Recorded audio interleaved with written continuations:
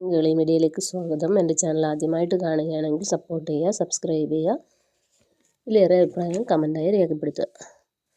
അപ്പോൾ നമുക്ക് ഇന്നത്തെ ഇഷ്ടമെന്ന സീരിയലിൻ്റെ എപ്പിസോഡിലേക്ക് കിടക്കാം. ഇന്നലത്തെ ലാസ്റ്റ് സീൻ തന്നെയാണ് ഇന്ന് ആദ്യം കാണിക്കുന്നത്.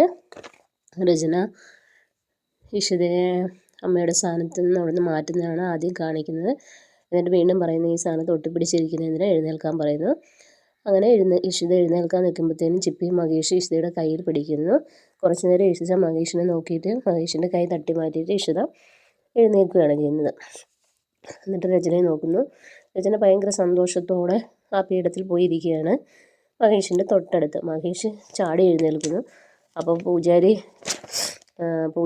അപ്പം സ്വപ്നവല്ലി പറയുന്നു, പൂജാരി അവറുകളെ ഇവിടെ വെച്ച് പൂജ വേണ്ട, ചിപ്പിയുടെ അമ്മ ഇഷിതയാണ്, അങ്ങനെ ഒരു പൂജ ഈ വീട്ടിൽ വേണ്ടു എന്നൊക്കെ പറയുന്നു. അതേ നടക്കൂ എന്ന് പറയുന്നു.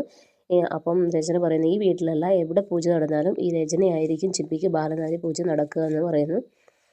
അപ്പോൾ ക്ഷമിക്കണം, പൂജാരി പറയുന്നു, ക്ഷമിക്കണം, പവിത്രമായ പൂജ ആരംഭിച്ചു കഴിഞ്ഞു, അതിന് നിർത്തിയാൽ ആപത്താണ്, ദോഷം മാത്രമേ ഉണ്ടാവൂ എന്ന് പറയുന്നു. മൃത്യുഞ്ജയം വരെ സംഭവിക്കാം, കുഞ്ഞിനും അപകടമുണ്ടാവും എന്ന് പറയുന്നു. അപ്പം ഉടനെ രചന പറയുന്നു, മിസ്റ്റർ മഹേഷ് ചന്ദ്രൻ ഇരിക്കുമെന്ന് പറയുന്നു. ചിപ്പിയുടെ അമ്മ ഞാനാ, അങ്ങനെയാണെങ്കിൽ ചിപ്പിയുടെ അച്ഛൻ മഹേഷ് അല്ലേ, പിന്നെ എന്തിനാണ് ഈ പൂജ തടസ്സപ്പെടുത്തുന്നതൊക്കെ ചോദിക്കുന്നു. അങ്ങനെ മഹേഷും ഇരിക്കുന്നു. ഇഷിത സങ്കടത്തോടെ നിൽക്കുന്നു. അതിൽ നിന്നും കുങ്കുമം എടുത്ത് ചിപ്പിക്ക് തൊട്ട് കൊടുക്കാൻ പറയുന്നു. അങ്ങനെ രചന സന്തോഷത്തോടു കൂടി കുങ്കുമം എടുത്ത് ചിപ്പിക്ക് തൊട്ട് കൊടുക്കുന്നു. പാദം ഉരുളിയിൽ വെള്ളത്തിൽ വെച്ച് നനയ്ക്കാൻ പറയുന്നു. അങ്ങനെ ചിപ്പിയുടെ പാദം നനയ്ക്കുന്നു. ഇഷിത എല്ലാം ഇഷിത ഇങ്ങനെ കണ്ടുകൊണ്ടിരിക്കുകയാണ്. അങ്ങനെ ആ പാലെടുത്ത് പാദത്തിൽ ഒഴിക്കാൻ പറയുന്നു. ഇതെല്ലാം രചന ചെയ്തുകൊണ്ടിരിക്കുകയാണ്. മഹേഷ് സങ്കടത്തോടെ ഇഷിത ഇതെല്ലാം കണ്ട് കരഞ്ഞ് സങ്കടത്തോടെ റൂമിലോട്ട് പോവുകയാണ്. റൂമിൽ പോയി ഇങ്ങനെ കരഞ്ഞുകൊണ്ടിരിക്കുകയാണ്. അപ്പോൾ അമ്മ തൊട്ടടുത്ത് വരുന്നു. മോളെ കരയിലെ മോളെ, കണ്ടു നിൽക്കാൻ കഴിയില്ല അമ്മേ, ചിപ്പിയുടെ അമ്മയുടെ സ്ഥാനം പൂജയിലൂടെ രചനയ്ക്ക് കൊടുത്തു അല്ലേ, യഥാർത്ഥത്തിൽ ഇപ്പോൾ ഞാൻ ചിപ്പിയുടെ ആരാ, അമ്മയാണോ? ആചാരപ്രകാരമോ വേദശാസ്ത്രപ്രകാരമോ ഞാൻ അമ്മയല്ല, രചനയാണ് അവളുടെ അമ്മ. നീതിയോ അവളുടെ ഭാഗത്ത്, ആചാരമോ അവളുടെ ഭാഗത്ത്. അവൾ പ്രസവിച്ചതാണ് ചിപ്പിയെ, ഞാനല്ല പ്രസവിച്ചത്. എനിക്കതിന് കഴിയില്ലല്ലോ മോളെ.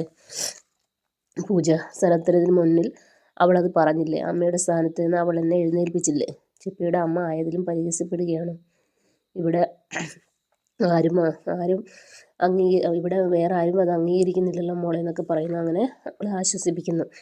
എൻ്റെ മോള് ചിപ്പിയുടെ അമ്മ. എന്തുകൊണ്ടാണ് രചന ധൈര്യപൂർവ്വം കയറി വന്നത്? എന്തുകൊണ്ടാണ് അവൾ എല്ലാവരെയും എതിർത്തത്?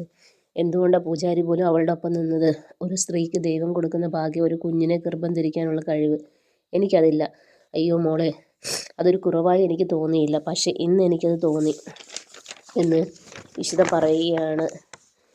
ഞാൻ അമ്മയുടെ സ്ഥാനത്ത് നിന്ന് എഴുന്നേറ്റപ്പോൾ പ്രപഞ്ചം നിലച്ചതുപോലെ എനിക്ക് തോന്നി. ഇതെല്ലാം കേട്ട് തൊട്ടപ്പുറത്ത് മഹേഷ് നിൽപ്പുണ്ട്. ഞാനും പ്രപഞ്ചത്തിൻ്റെ സൃഷ്ടിയല്ലേ, എല്ലാ ജീവജാലങ്ങൾക്കുള്ള അവകാശം അല്ലേ സൃഷ്ടി, അതെന്താ എനിക്ക് കിട്ടാതെ പോയത്? ദൈവം പോലും എന്നെ പരിഹസിക്കാനാണോ സൃഷ്ടിച്ചത്? വിവാഹം ചെയ്ത് ഇന്നലെ വരെ ചിപ്പിയുടെ അമ്മയായിരുന്നു, ഇന്ന് എനിക്ക് ഒന്നുമില്ല, വീണ്ടും വെച്ച് പുറത്താക്കിയ പോലെ. മോളെ, ഇഷിത കരയുന്നു. അമ്മയെ കെട്ടിപ്പിടിച്ച് കരയുന്നു. മഹേഷ് എല്ലാം കേട്ട് സങ്കടത്തോടെ തിരിച്ചു പോവുകയാണ്. മഹേഷ് രചന വന്ന് പറഞ്ഞ കാര്യങ്ങളിൽ ഓർക്കുകയാണ്. അപ്പോഴത്തേനും സ്വപ്നവല്ലി വരുന്നു. മോനെ, എന്തുകൊണ്ട് ഇത്ര ദുഃഖം അനുഭവിക്കുന്നതെന്ന് അമ്മയ്ക്കറിയാം. നിന്റെ മനസ്സ് നിറയെ ഇഷിതയാണ്, നീ അവളെ അധികമായി സ്നേഹിക്കുന്നു. പൂജ തുടങ്ങിയപ്പോൾ അവസാനിപ്പിക്കാതെ നിർത്താൻ കഴിയാതെ പോയി.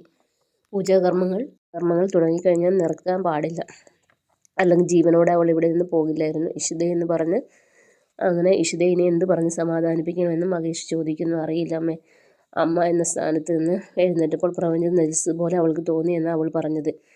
അവൾ എൻ്റെ ഭാര്യയാണ്, എൻ്റെ കുട്ടികളുടെ അമ്മയാണ്, വെറുമൊരു ഭാര്യയല്ല, സ്നേഹനിധിയായ ഭാര്യ. അവളുടെ പരിഹാസങ്ങളും വഴക്കുകളും കേൾക്കാതെ എനിക്ക് ജീവിക്കാൻ കഴിയില്ല. ചിപ്പിയെ കൊണ്ട് രചന അമ്മ എന്ന് വിളിപ്പിക്കാൻ അവൾക്ക് കഴിയുമോ? ഇല്ല മോനെ, ഇന്നത്തെ ആക്ഷേപത്തിന് എന്തെങ്കിലും തിരിച്ചടി കൊടുത്തേ പറ്റുള്ളൂ, അതിനെന്തെങ്കിലും പരിഹാരം കണ്ടെത്തണം. മോൻ ആലോചിക്ക്.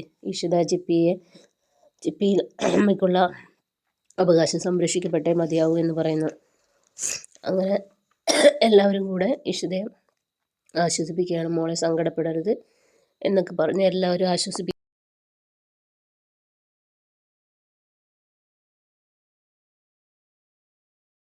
ഫോണിൽ സംസാരിക്കുന്നു, ഇങ്ങനെ ബിസിനസ് കാര്യങ്ങളൊക്കെ പറഞ്ഞുകൊണ്ടിരിക്കുന്നു. അപ്പോൾ രചന വരുന്നു. രചനയോട് ചോദിക്കുക. രചന അവിടെ നടന്ന കാര്യങ്ങളെല്ലാം സംസാരിക്കുകയാണ്.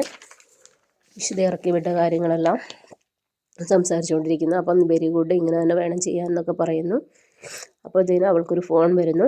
ഇതേസമയം മഹേഷും ഇഷിതയും ചിപ്പിയും കൂട്ടി കാറിൽ കയറി തിരിക്കുകയാണ് അമ്പലത്തിലേക്ക്. അങ്ങനെ അവരാണ് ശരിക്കും രചനയെ വിളിക്കുന്നത്. അങ്ങനെ രചന ഫോൺ വന്ന ഉടനെ ആകാശിൻ്റെ അടുത്ത് പറയുന്നു, ഇങ്ങനെ ഫോൺ വന്നു. അപ്പോൾ പറയുന്നു, നീ പോയിട്ട് വാ, ജയിച്ചു വരാനൊക്കെ പറയുന്നു. അങ്ങനെ രചന പോവുകയാണ്. അതേസമയം മഹേഷും ചിപ്പി അമ്പലത്തിലെത്തുന്നു. അവിടെ പൂജാകർമ്മങ്ങൾ നടക്കുന്നു. അങ്ങനെ പൂജയിലൂടെ ഇഷിത ചിപ്പിയുടെ അമ്മയാണെന്നുള്ള അവകാശവാദം പൂർത്തിയാക്കി കൊടുക്കുകയാണ് മഹേഷ്.